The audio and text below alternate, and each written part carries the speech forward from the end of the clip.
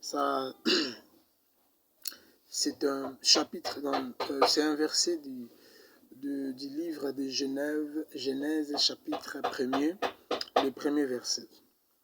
Nous avons fait référence ou tiré ces versets bibliques pour commencer avec les choses. Là, nous voyons déjà la création. Dieu existait avant que les choses soient créées. Il a existé avant tout. Il n'y avait pas le ciel, il n'y avait pas la terre. Mais l'Éternel était là déjà.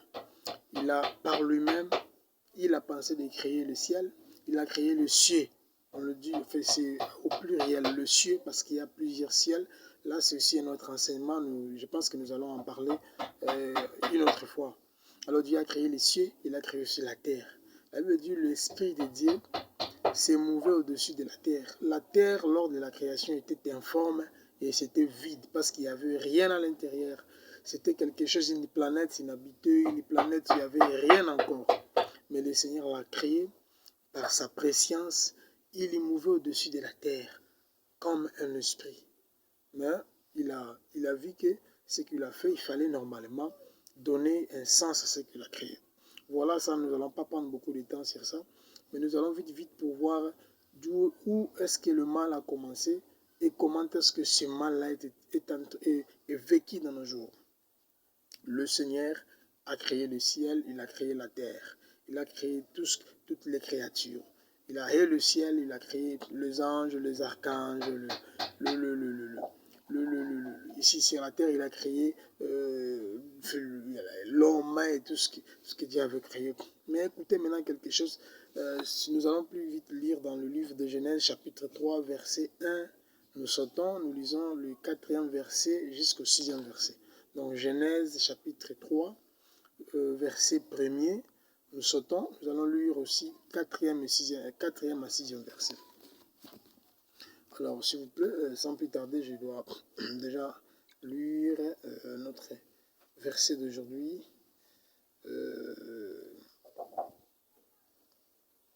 Alors, écoutez maintenant ce que Genèse 3, chapitre 1er, on saute, nous allons lire 4 à 6e. Le serpent était le plus rusé de tous les animaux de champ que l'Éternel Dieu avait fait. Il dit à la femme, a-t-il réellement dit, vous ne mangerez pas de tous les arbres du jardin? Verset 4. Alors le serpent dit à la femme, vous ne mourrez point. Mais Dieu sait que les jours où vous en mangerez, vos yeux s'ouvriront et que vous serez comme des dieux, connaissant le bien et le mal. La femme vit que l'arbre était bon à manger et agréable à la vue, et qu'il était précieux pour ouvrir l'intelligence. Elle prit de son fruit et en mangeant, elle en donna aussi à son mari qui était auprès d'elle et il en mangea. Nous connaissons tous bien cette histoire. Dieu a créé l'homme, il l'a placé dans le jardin d'Éden et l'homme existant dans le jardin, il vivait une vie de plein droit quand même, parce que Dieu lui avait donné le pouvoir sur toutes choses, toutes les créatures. Il avait le pouvoir de donner les noms aux animaux, les arbres, il donnait les instructions aux animaux et toutes les créatures obéissaient à l'homme parce que c'est l'homme qui était le chef suprême de la création sur terre. Mais malheureusement, cet homme n'a pas compris le pourquoi de sa présence au jardin. Il a laissé à ce que l'ennemi puisse lui tromper par sa ruse. Et l'homme est tombé dans la tentation, il a commis le péché et le Seigneur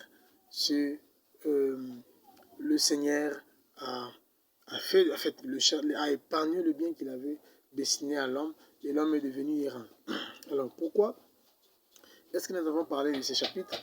Pour vous faire voir que dans ces chapitres-ci, il s'agit de deux personnalités. Il y a le serpent, entre parenthèses le diable, il y a de l'autre côté l'homme, entre parenthèses la terre. Le serpent, parmi les animaux que Dieu avait créés, on dit que les serpents étaient le plus rusé des animaux. Donc c'est ça l'intelligence. Quand on parle de la ruse c'est une intelligence mais fausse. Une intelligence qui n'étudie que des méthodes pour faire du mal à d'autres personnes. C'est ça la ruse. La ruse, c'est ça. Une intelligence qui n'est pas la bonne. Une intelligence qui ne fait que des armes pour tuer des hommes. Une intelligence qui crée des maladies pour tuer les autres. Une intelligence qui fait des choses pour que les autres tombent dans la tentation. Alors, l'homme avait déjà les pleins pouvoirs. L'homme avait la possibilité de tout faire. Mais écoutez, maintenant, le diable est venu avec ça. C'est l'intelligence malheureuse. Il a entraîné l'homme dans son piège et l'homme est tombé. C'est ça l'origine du mal. L'origine du mal, le mal a commencé d'abord dans le ciel.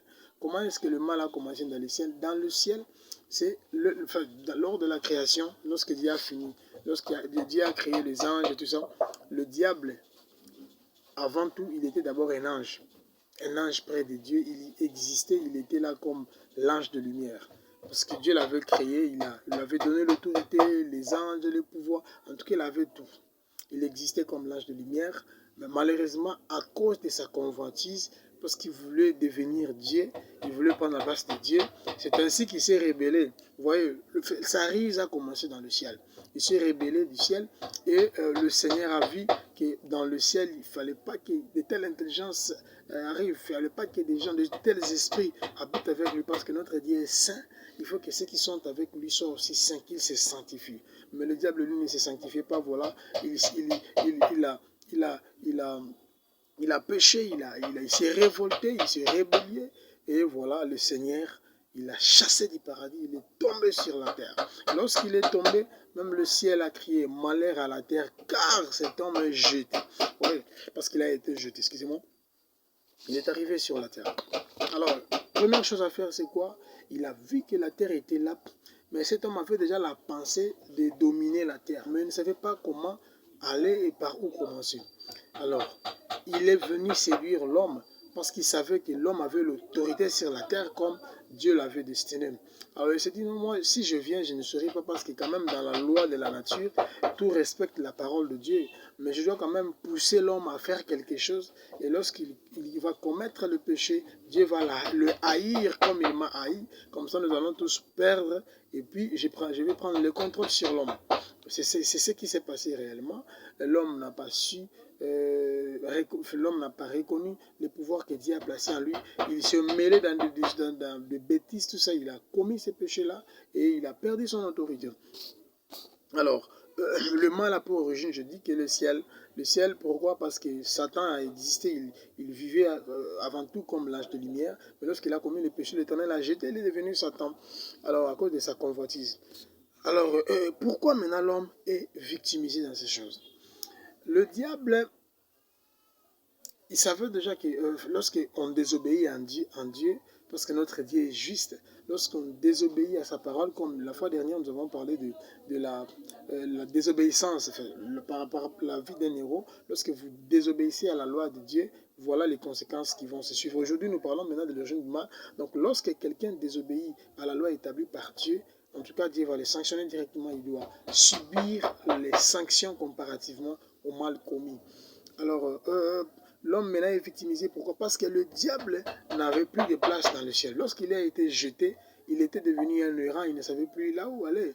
Alors il s'est dit, je ne peux pas rester comme ça, vivre, donc je ne serai pas. Alors il faut quoi? Il faut maintenant aller séduire l'homme pour prendre sa place, comme ça je vais prendre l'autorité sur le monde. C'est pour ça même Jésus-Christ dit, lorsque le prince de ce monde viendra, il ne trouvera rien de lui en moi. C'est ça. Parce qu'il a voulu prendre cette place-là, il est devenu comme un prince de ce monde. Si même Dieu a pris la décision de détruire ce monde, c'est parce que le diable s'en a approprié. Dieu voulait que les gens... fait que nous vivions dans ce monde éternellement. Mais lorsque le diable est venu, il a séduit l'homme, alors il s'est approprié de ce monde. C'est comme ça que la colère de Dieu va s'enflammer sur la terre. Dieu va détruire cette terre parce que la terre est devenue un état de péché devant notre Dieu. Et Dieu ne peut pas accepter à ce que les gens, la même terre continue à exister devant ses yeux. Pour lui est un saint, il doit détruire la terre. Il a créé une nouvelle terre, une nouvelle Jérusalem, un nouveau paradis, là où nous allons habiter. Alors, pourquoi est-ce que l'homme est encore victimisé? C'est parce que Satan, lui, était lui-même témoin du bonheur au paradis. Oui, cet homme, il est très rusé, il connaît que le paradis, il y a le bonheur là-bas. Il y a la joie qui ne se limite pas. Il y a la paix, il y a la joie, il y a tout, il y a tout au paradis. Alors il est le même témoin de tout ce qui se passe là-bas. Alors par sa méchanceté, la colère, il se dit, mais moi j'ai déjà perdu le paradis, je ne peux pas permettre aussi à l'homme que Dieu a créé puisse arriver au paradis. Parce qu'il sait déjà que lui ne va plus rentrer au paradis, sa place est dans le feu éternel.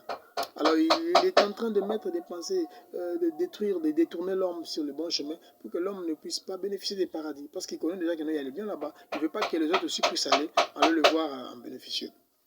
Alors j'ai juste pris des points. Alors comment maintenant survient le mal à l'homme? Le mal qui arrive à l'homme, c'est la tentation. D'abord, vous savez quoi? L'homme, lorsqu'il vivait avant, il vivait comme un aveugle. C'est ça même l'attitude que Dieu veut que nous vivions. L'homme était encore aveugle, il voyait des choses, mais il ne savait pas donner la différence. Il ne savait pas. Il voyait des choses, il se disait, bon, ok. Mais le diable est venu, il a posé à l'homme la question. Est-ce que l'Éternel ne vous a pas dit? Mais il était où pour comprendre tout cela? Pourquoi est-ce que l'homme n'avait pas pris directement la position de dire que non, en tout cas, je n'en mangerai pas, j'ai quand même assez de fruits, ça me suffit. En tout cas, je ne vois pas comment ajouter encore, parce que ça suffisait déjà. C'est la même chose avec vous et moi. Aujourd'hui, nous condamnons Adam et Ève, mais nous continuons à mener cette vie. Pourquoi? Parce que lorsque vous vous mettez à chercher à prendre des choses qui ne vous appartiennent pas, lorsque vous cherchez à ajouter sur ce que vous avez, vous allez commencer à constater, la première des choses à constater, c'est que ce que vous avez, vous le voyez déjà mauvais ou des petites quantités. Vous aimeriez mais là ajouter quelque chose pour que ce que vous avez et ce que vous allez ajouter, que ça devienne encore plus nombreux par rapport à ce que vous avez déjà. C'est comme ça que le péché entre dans l'homme. Le diable n'entre pas dans l'homme. Lui, il vient, il vous pousse seulement. Il vous donne les intentions. Il vous donne le désir. Il vous donne l'envie de faire quelque chose. Et lorsque vous le faites, il vous quitte maintenant, vous assumez maintenant les conséquences. Parce qu'après tout péché, vous allez reprendre votre conscience, vous allez comprendre que ce que vous venez de faire n'est pas bon, ce n'est pas ce que Dieu veut, et par là, vous commencez à mourir dans vous. Vous mourrez dans vous parce que vous ne serez plus à l'aise, parce que le Saint-Esprit va continuer à vous interpeller sur ce que vous vous repentirez.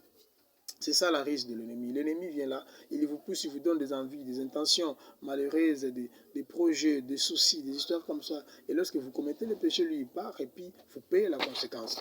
Alors, dans tout cela, nous devons savoir que Christ est notre référence. Christ est notre pardon. Christ est notre résurrection. Christ est l'expression de l'amour de Dieu pour les hommes. Dieu a vu que le mal était en train de ronger tout le monde, mais par son amour, il n'a pas voulu laisser l'homme qu'il a créé, qu'il soit perdu. Il a envoyé son Fils unique pour que quiconque croit en lui ne périsse point, mais qu'il ait la vie éternelle. Voilà alors, quel est l'apport de Christ pour l'homme? C'est ça. Donc tout ce que je viens de dire là, c'est ça l'apport de Christ pour l'homme. Mais nous allons encore lire dans le livre de Hébreux, chapitre 2, verset 18. Là, c'est pour conclure. Hébreux, chapitre 2, verset 18. Qu'est-ce que la Bible nous dit? Hébreux 2, 18. La Bible nous dit ceci.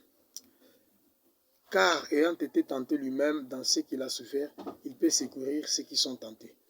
Alors, c'est ça. Car ayant souffert lui-même, ayant lui-même été tenté dans ce qu'il a souffert, il peut secourir ceux qui sont tentés.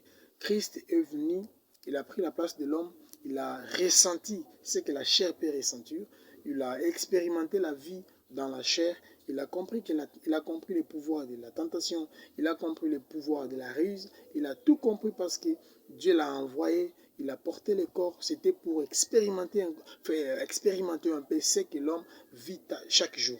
Et Christ l'a vécu, Christ a vaincu le diable, il a vaincu le mal. C'est pour cela qu'il nous vient en aide.